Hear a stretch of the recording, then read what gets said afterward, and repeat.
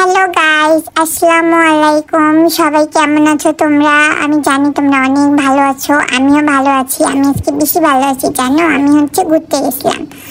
আমি কোথায় ঘুরতে গেছিলাম এখন এটা সবাই জানতে চাইবা, কিন্তু আমি কেন বলবো? আমি বলবো না। আমি একটা সুন্দর জায়গায় ঘুরতে গেছিলাম। এখানে আমি প্রায় ঘুরতে যাই, অনেকদিন থেকে আমি ঘুরতে যাই না। আমার নানি আমাকে নিয়ে যান না কোথাও, গরম দেখে। তা আজকে ঠান্ডা পড়ছে, এই জন্য আমার নানি আমাকে ঘুরতে নিয়ে গেছিল।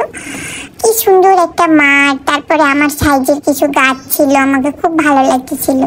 আর ওই যে ওই পাশে একটা ছেলে বাচ্চা, সে বারবার খালি দোলাদুলি করতেছিল। আর আব্বু আম্মুর কাছে ভদ্রভাবে বসেই থাকতেছিল না। আমি কত সুন্দর লক্ষ্মী বাচ্চার মতো আমার নানা নানির কাছে আমি চুপ করে বসে আছি, আমি কোথাও যাচ্ছি না। কিন্তু ওই বাচ্চাটা জানো এত দুষ্টু, খালি এদিকে দোলায় ওদিকে দোলায়। আমার যা লাগতেছিল না, এটা কোনো ভদ্রতাই জানে না। ঘুরতে আসলে কেউ দোলাদুলি করে, ঘুরতে আসলে চুপচাপ বসে বসে গল্প শোনা লাগে। আমি এখানে বসে বসে আমার দুই নানার মাঝখানে গল্প শুনতেছিলাম যে ওরা কি বলতেছিল। কিন্তু ওরা কি বলতেছিল আমি না দেখে বাচ্চাটা দেখতেছিলাম। বাচ্চাটা দৌড়াইতেছিল, তখন আমার মনে ছিল আমারও তো বল ছিল, আমি বলটা নিয়ে আসতাম, তাহলে তুমি সুন্দর মাঠটাতে খেলতে পারতাম। এরপরে মাছ নিয়ে আসতে হবে, সরি মাছ না, বলটা নিয়ে আসতে হবে। তো এই যে গাছটা, এই গাছটা আমার খুবই পছন্দ হয়েছে। গাছটা কত বড় দেখছো, একদম আমার থেকে একটু বড়, কিন্তু এই জন্য গাছটা আমাকে বেশি ভালো লাগছে। আমি গাছের তলে গিয়ে খেলতেছিলাম। এখানে কি সুন্দর সুন্দর ঘাস ছিল, কিন্তু আমি কিন্তু ঘাস খাই না ছাগলের মতো, বুঝছো।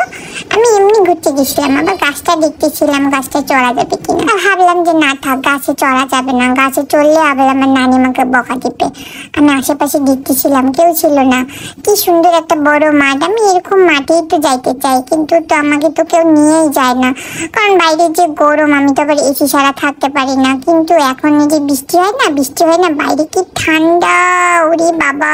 তারপরে আমার নানি আমাকে গেঞ্জি পরাই দিছে, নাহলে ঠান্ডায় আমি একদম কোকড়া লাগিয়েছিলাম গাড়িতে।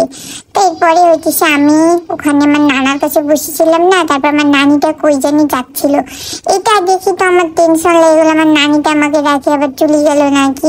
আমার নানি চলে গেলে আমার কি হবে? আমাকে কে আদর করবে, কে কোলে নিবে? আমাকে আমার নানি ছাড়া তো কেউ আদর করে না, আমার বোনগুলো তো খালি চুটকুকেই আদর করে।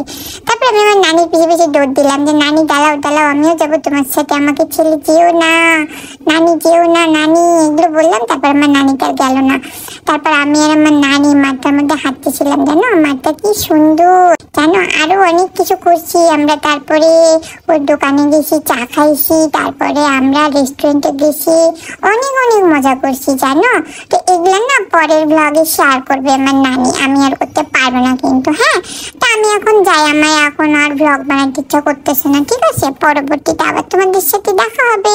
তোমরা কিন্তু আমার চ্যানেলটা সাবস্ক্রাইব করবা, ভুলে যাবে না। আবার আমার ফেসবুকে, ইউটিউবে, ইনস্টাগ্রামে, টিকটকে সবগুলোতেই কিন্তু ফলো দিয়ে রাখবা, ঠিক আছে। তাহলে এখন আমি যাই।